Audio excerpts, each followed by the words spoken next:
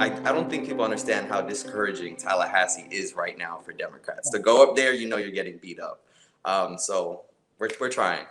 Yeah, I think you're in a good, like, I can see you being good for that. And yeah, I think it's something that's tiring after a while. And I think it gets very defeatist, but people who can do it, someone has to do it.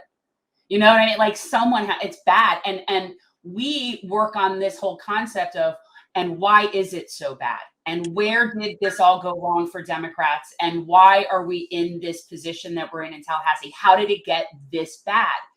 And we, of course, are dealing with some of those issues and trying to figure out, well, what can we do to create some semblance of actual democratic resistance here that backs the people in Tallahassee? Because there really isn't. It's like, it's sad, really.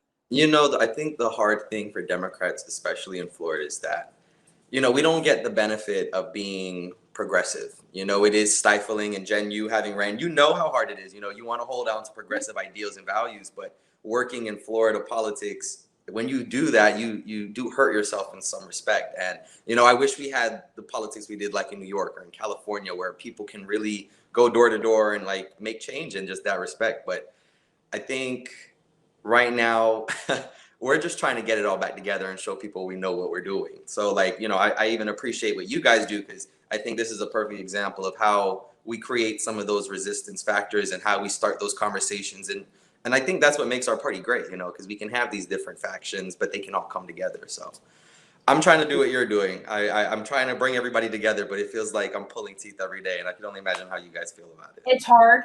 It's hard. And I, as much as technically I am a Democrat, I'm registered as one because it's really the only way to participate here in politics. I'm not really with them. Like, I'm not somebody that's towing their party line. I don't agree with how they do things. I think they're feckless, especially in this state. Like, I have a lot of issues. So I don't line up with them because of any like ideology. Not at this point. They don't do any, like, I haven't seen them do anything. Individual people, yes, like individual legislators that are up there, yes, those people are busting ass. That I know. I'm not like that. I'm talking about party support and really getting out in the community. And they are not getting support. More and more people are not registering as Democrats. Like, they're dwindling. And that's not what you guys need is base, right? You guys need support. That's their job. The party's job is to give you a base of support so that you could do your job. They are failing. That's the problem. And Jen, I had that sentiment, like, especially during COVID, because, you do feel like some people do more than others. But I think that goes to show that there are actual activists who are legislators, and there are just people who want to play pretend. And we see it all the time, even with the Republican Party now. So I'm not mad at your opinion at all. If anything, I think we've all been there as Democrats at one point, but I think we all know that this is our party because we can have these conversations and not feel crazy about it. And we can actually figure out as a system, how are we going to collectively push an idea? Now I think all Democrats would appreciate like the Republican Party where, they say something and everybody kind of follows suit, but is that a real democracy? So Jen, I want you to know I'm in this fight with you, and I love that me and you can go back and forth with it because that's what makes us able to have great conversations and think of great ideas.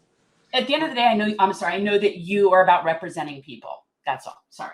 I'm speaking with Stephen Meza, running for Florida State House District 98, which is in Broward County, Florida. One of the reasons why we have such a problem here in Florida when it comes to political participation is that it tends to skew towards a very older, more conservative demographic. You are a millennial. Oh, no, excuse me. You're Gen Z. Are you Gen Z? Yeah. You are representing a generation that desperately needs representation. We have had an exceptional victory in the last election cycle, obviously with Maxwell Frost going to the United States Congress. Was there anything in particular that really inspired you to get involved? Because a lot of people who are between, the ages of, let's say 18 to 29 right now, the ones that are really dealing with the most. But this is across technically 3 generations. You're Gen Z, Millennial, Gen X. We are all dealing with this significant problem right now of not having representation of, by, and for working people. Yeah. So what was it that was sort of the impetus for you to say, you know what, a lot of our generation is looking around for leaders to step up and fight on behalf of the issues that matter most to us. The heck with it, I'm going to go do it. It was his high school. I'm going to piggyback off of your statement, Peter, because not only I think do all of us want it, I've actually seen some reluctance from a lot of people in leadership in the party or community leaders or just people in the community themselves, and they are hungry to pass the baton. And I found that so fascinating because 4 years ago, it was kind of like you're knocking at the door and nobody's home. And now it's more like people are yelling at you to come in and come give us this product. And I think it's a good place for us as young people. And I don't know about any other young person's journey in government and politics, but for me, it was just the simple fact that I was starting, as I entered my adulthood career, right? You start noticing that, yeah, being a child was great because you were just completely ignorant to what was actually happening societally. So to kind of just see it happening, you know, if anything, I feel disheartened knowing that we have to start off so young in the process, because it just goes to show that there are so many issues that aren't being addressed for every and anybody. And I think that's horrible. The fact that nobody can get a seat at the table unless it's a majority. And I say that in the sense that there shouldn't just be one-offs of Gen Z people. There should be multiple Gen Z. Like, I would love to see the Republican Party have Gen Z. I have friends who are Republicans who are Gen Z, and they have very different point of views from the old Republican view. So 100%. Yeah. 100%. you know, to me, it just shows that it's not that we want to change, like we don't want to reinvent the wheel. Let me say, we're really just here to try to polish it up. And if we could get a chance, I think that would be my message to young people. You have a chance. You don't need that seat right now. The door is just wide open. People just want to see who's going to walk through it. And I think that's beautiful because we were fighting 4 years ago just for that. Yeah, it's definitely shifted a little bit. I mean, there's definitely a little bit of like this changing of the guard vibe going on here, which I think is important. That's something where they tend to have not been great in the past, and I think that that's key. But someone like you it's like if more people like you were actually what was representing Florida's Democratic Party out there in the world, like if that was it, it would be a lot more enticing for people to be involved. So you are definitely the kind of candidate where it's like, oh, okay, that's cool. Yeah, I could get, with that.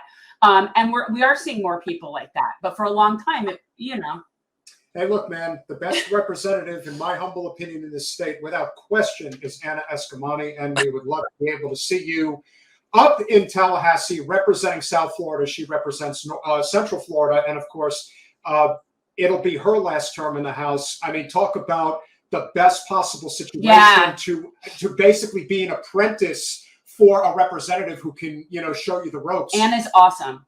It's crazy. You guys say that, and I've been telling myself this. I'm like, when I win this race, I have to get all the knowledge I can from her, because I don't think anybody in that state legislature or anybody in government can say that Anna Eskamani is not a stateswoman. And she is the perfect example of what you should be as a statesperson. And I just hope I can meet those strides. For example, I could only imagine how Maxwell Frost felt, meeting AOC. It's like you get to get this worldview of knowledge firsthand and be successful at it. And that's the best part about it. So I'm hoping I could carry on her work. I hope I can make the rep who is now leaving the seat proud, and just carry on what's happening in the community. Thanks for watching.